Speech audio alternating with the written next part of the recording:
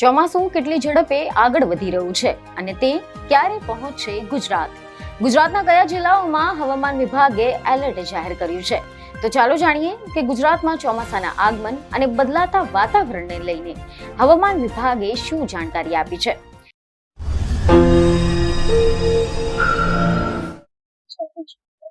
ગુજરાતમાં સ્વાગત છે. દર્શક મિત્રો, આકાશમાં ઘેરાતા કાળા ડિબાંગ વાદળો, પવનની ઠંડી લહેરો, માટીની સુગંધ અને મોરલાના ટહુકો જે ચોમાસાના આગમનની સાક્ષી પૂરી રહ્યું છે. આપણે બધા જ એની ચાતક નજરે રાહ જોઈ રહ્યા છે. તે ઋતુની રાણી એટલે કે ચોમાસું છે. પરંતુ શું આ વખતનું ચોમાસું માત્ર સામાન્ય વરસાદ લઈને આવી રહ્યું છે કે પછી આના પાછળ કોઈ મોટું વાવાઝોડું, અલ નીનો કે લા નીનોની એવી કોઈ કુદરતી ઘટના છુપાયેલી છે કે જે આખા ગુજરાતના હવામાનને બદલી નાખી શકે છે?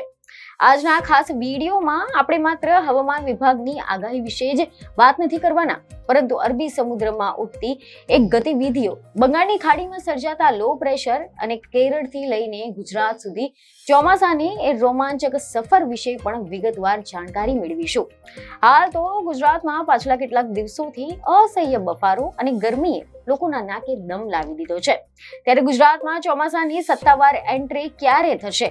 કયા કયા જિલ્લાઓમાં આકાશી આફત બનીને વરસાદ તૂટી પડશે, તેમજ કયા વિસ્તારોમાં માત્ર હળવા ઝાપટા પડશે અને ખેડૂતો માટે કઈ તારીખ સૌથી સોનાની સાબિત થશે? આ તમામ બાબતો પરથી આજે આપણે પડદો ઉઠાવવાના છે. તો દર્શક મિત્રો, ગુજરાતમાં છેલ્લા થોડાક દિવસોથી વાતાવરણમાં ભારે અને વિચિત્ર બની ગયું છે. એક તરફ તો દક્ષિણ ગુજરાત અને સૌરાષ્ટ્રના કેટલાક દરિયાકાંઠાના વિસ્તારોમાં વાદળછાયું વાતાવરણ જોવા મળી રહ્યું છે. ક્યાંક ક્યાંક પવનની સાથે છૂટો છવાયો વરસાદ પણ જોવા મળી રહ્યો છે. પરંતુ બીજી તરફ અમદાવાદ, ગાંધીનગર, વડોદરા અને ઉત્તર ગુજરાતના કેટલાક વિસ્તારોમાં બફારો એટલો બધો વધી ગયો છે કે લોકોને ઘરમાં રહેવું પણ હવે મુશ્કેલ બની ગયું છે. અને આવામાં હવામાન વિભાગના જણાવ્યા અનુસાર જ્યારે પણ ચોમાસું નજીક આવતું હોય છે ત્યારે ભેજનું પ્રમાણ હવામાં અચાનક વધી જાય છે. અને આના જ કારણે ગરમીનો પારો ભલે બહુ ઊંચો ન હોય, પરંતુ ચામડી દઝાડતો બફારો અસહ્ય બની જાય છે. અને આ બફારો એ વાતનો સંકેત છે કે સમુદ્ર પરથી આવતા ભેજવાળા પવનો હવે ગુજરાતની ધરતી પર પોતાનો કબજો જમાવી રહ્યા છે. કેરળમાં ચોમાસું નિર્ધારિત સમય કરતા વહેલું અથવા તો સમયસર બેસી ગયા પછી હવે તે મધ્ય અરબી સમુદ્ર, કર્ણાટક, ગોવા અને મહારાષ્ટ્ર તરફ ખૂબ જ ઝડપથી આગળ વધી રહ્યું છે.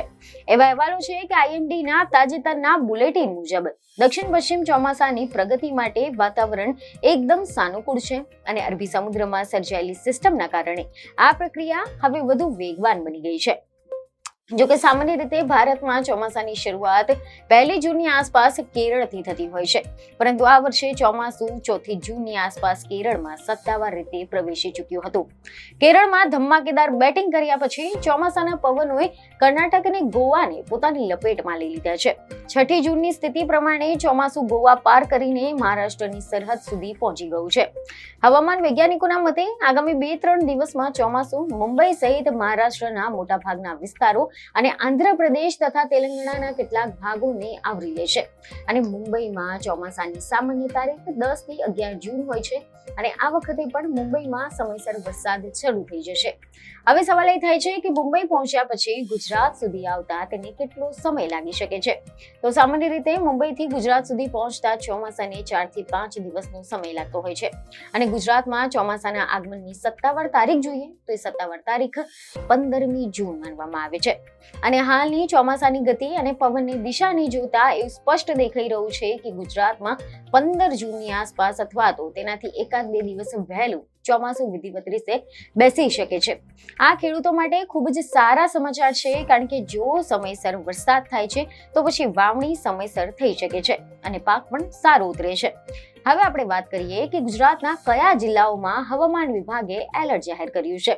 તો મીડિયા રિપોર્ટ અનુસાર હવામાન વિભાગે આગામી 5 દિવસ માટે ગુજરાતના જુદા જુદા જિલ્લાઓ માટે વરસાદની આગાહી કરી છે. અને આ આગાહી અનુસાર ગુજરાતને મુખ્યત્વે 3 ભાગમાં વહેંચી દેવામાં આવ્યું છે. જ્યાં ભારે વરસાદ થઈ શકે છે, જ્યાં મધ્યમ વરસાદની શક્યતા છે અને જ્યાં વાતાવરણ સંપૂર્ણપણે શુષ્ક રહેશે. આજે એટલે કે 7મી જૂનના રોજ દક્ષિણ ગુજરાતના છોટાઉદેપુર, નર્મદા, સુરત, ડાંગ, તાપી, નવસારી અને વલસાડમાં ગાજવીજ અને તેજ પવનની સાથે હળવાથી મધ્યમ વરસાદ થવાની પૂરેપૂરી સંભાવના છે. સૌરાષ્ટ્રના અમરેલી, ભાવનગર અને ગીર સોમનાથ જિલ્લામાં પણ દરિયાઈ ભેજના કારણે છૂટાછવાયા સ્થળોએ વરસાદી માહોલ રહેવાનો છે. આ સિવાયના બાકી તમામ જિલ્લાઓ જેમ કે ઉત્તર ગુજરાત, કચ્છમાં વાતાવરણ મુખ્યત્વે શુષ્ક રહેવાનું છે. ગરમીનું જોર યથાવત રહેશે. ત્યારબાદ 8મી જૂન અને 9મી જૂનના રોજ વરસાદનું જોર દક્ષિણ ગુજરાતના 4 જિલ્લાઓ પૂરતો મર્યાદિત રહે તેવી શક્યતા છે, જેમાં ડાંગ, તાપી, નવસારી અને વલસાડનો સમાવેશ થાય છે. આ વિસ્તારોમાં વરસાદી વાદળોની અવરજવર વધુ રહેશે. ક્યાંક ક્યાંક ધોધમાર વરસાદ પણ થઈ શકે છે. જ્યારે 10 જૂન પછી ચોમાસાની સિસ્ટમ વધુ મજબૂત બનશે અને વરસાદનો વ્યાપ ધીમે ધીમે મધ્ય ગુજરાત અને સૌરાષ્ટ્રના અન્ય ભાગો તરફ આગળ વધશે.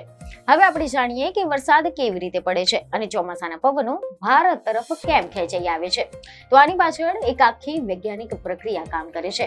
ઉનાળાના મહિનાઓમાં જ્યારે ઉત્તર પશ્ચિમ ભારત અને ખાસ કરીને રાજસ્થાન તથા મધ્યપ્રદેશના મેદાની વિસ્તારો અતિશય ગરમ થઈ જાય છે, ત્યારે ત્યાં હવાનું હળવું દબાણ એટલે કે લો પ્રેશર એરિયા સર્જાય છે. ત્યાં જ બીજી તરફ હિન્દ મહાસાગર અને અરબી સમુદ્રમાં પાણી થોડુંક ગરમ થતું હોવાથી ત્યાં પણ હવાનું ભારે દબાણ હોય છે. અને કુદરતનો નિયમ છે કે હવા હંમેશા ભારે દબાણથી હલકા દબાણ તરફ ગતિ કરે છે. આથી જ સમુદ્ર પરથી ભેજથી લદાયેલા પવનો ભારતની ધરતી તરફ દોડી આવે છે. આના કારણે દક્ષિણ પશ્ચિમ ચોમાસાના પવનો કહીએ છીએ. અને આ પવનો જ્યારે ભારતના પશ્ચિમ ઘાટ એટલે કે જે પર્વતમાળા છે ત્યાં ભટકાતા હોય છે, ત્યારે કેરળ, કર્ણાટક અને મહારાષ્ટ્રના દરિયાકાંઠે ભારે વરસાદ થાય છે. આ જ પવનો એક ફાંટો અરબી સમુદ્ર થઈને ગુજરાતમાં પ્રવેશતો હોય છે. અને ગુજરાતનું ભૌગોલિક સ્થાન એવું કહી શકાય, અહીંયા પહાડોનું પ્રમાણ દક્ષિણ ભારત જેટલું નથી. તેથી અહીંયા વરસાદ લાવવા માટે સમુદ્રમાં લો પ્રેશર અથવા તો સાયક્લોનિક સર્ક્યુલેશન બનવું ખૂબ જ જરૂરી બની જાય છે. જોકે ગુજરાતની અર્થવ્યવસ્થા મુખ્યત્વે ખેતી પર આધારિત છે અને ગુજરાતના ખેડૂતો હંમેશા આકાશ તરફ નજર માંડીને બેઠો હોય છે કે ક્યારે કાળિયા ઠાકોરની મહેરબાની થાય અને ધરતી લીલીછમ બને. હવામાન વિભાગની આ આગાહીની વચ્ચે ખેડૂતોમાં આનંદનો માહોલ છે, પરંતુ સાથે સાથે કૃષિ યુનિવર્સિટીના વૈજ્ઞાનિકોએ ખેડૂતોને એક ખાસ અપીલ પણ કરી છે. કારણ કે સામાન્ય રીતે ગામડાઓમાં એવું કહેવાય છે કે પહેલો વરસાદ પડે એટલે તરત જ વાવણી કરી દેવી જોઈએ, પરંતુ વૈજ્ઞાનિકની દ્રષ્ટિએ આ તદ્દન ખોટું છે. કારણ કે જ્યાં સુધી જમીનમાં 2 થી 3 ઇંચ જેટલો સારો વરસાદ ન પડે અને જમીનના અંદર સુધી ભેજ ન જાય, એ ભીની ન થઈ જાય, ત્યાં સુધી વાવણી ન કરવી જોઈએ. જો માત્ર અડધો કે 1 ઇંચ વરસાદમાં વાવણી કરી દેવામાં આવે અને પછી જો વરસાદ લાંબો ખેંચાઈ જાય તો પછી બિયારણ જમીનની અંદર જ બળી જવાની શક્યતા રહે છે. અને આના જ કારણે ખેડૂતોને મોટું આર્થિક નુકસાન પણ સહન કરવું પડે છે. તેથી જ દક્ષિણ ગુજરાત અને સૌરાષ્ટ્રના ખેડૂતોએ ઉતાવળ કર્યા વગર 15મી જૂન પછી જ જ્યારે ચોમાસું સત્તાવાર રીતે બેસી જાય, દસ્તક દે, ત્યારે જ સાર્વત્રિક વરસાદ થાય, ત્યારે જ વાવણીનું મુહૂર્ત કરવું હિતાવહ રહે છે. અંતમાં તો એટલું જ કહી શકાય કે વરસાદ એ માત્ર પાણીના ટીપા નથી, પરંતુ એ ધરતી પર વસતા કરોડો જીવનો આધાર પણ છે. અને ઉનાળાની એ આકરી ગરમી પછી જ્યારે આકાશમાંથી શીતળ જળની ધારા વરસે છે, ત્યારે માત્ર મનુષ્યો જ નહીં પરંતુ પશુ, પંખીઓ અને વનસ્પતિઓ પણ ખીલી ઉઠે છે. હવામાન વિભાગની આગાહી મુજબ ભલે અત્યારે દક્ષિણ ગુજરાત અને સૌરાષ્ટ્રના કેટલાક જિલ્લાઓ પૂરતો જ વરસાદ મર્યાદિત રહેતો હોય, પરંતુ આગામી 1 અઠવાડિયામાં આખું ગુજરાત મેઘરાજાના રંગે રંગાઈ જવાનું છે, એ વાત નક્કી છે. આપણે સૌ આશા રાખીએ છીએ કે આ વર્ષનું ચોમાસું દરેક ખેડૂત માટે સમૃદ્ધિ લઈને આવે, જળાશયો પાણીથી છલકાઈ જાય અને ગુજરાત પર કુદરતની મહેરબાની કાયમ રહે. વાવાઝોડા કે પૂર જેવી આફતોથી ભગવાન સૌની રક્ષા કરે અને આ ચોમાસું મંગલકારી નીવડે તેવી જ પ્રાર્થનાની સાથે આજના અહેવાલને અહીંયા જ વિરામ આપીએ છીએ.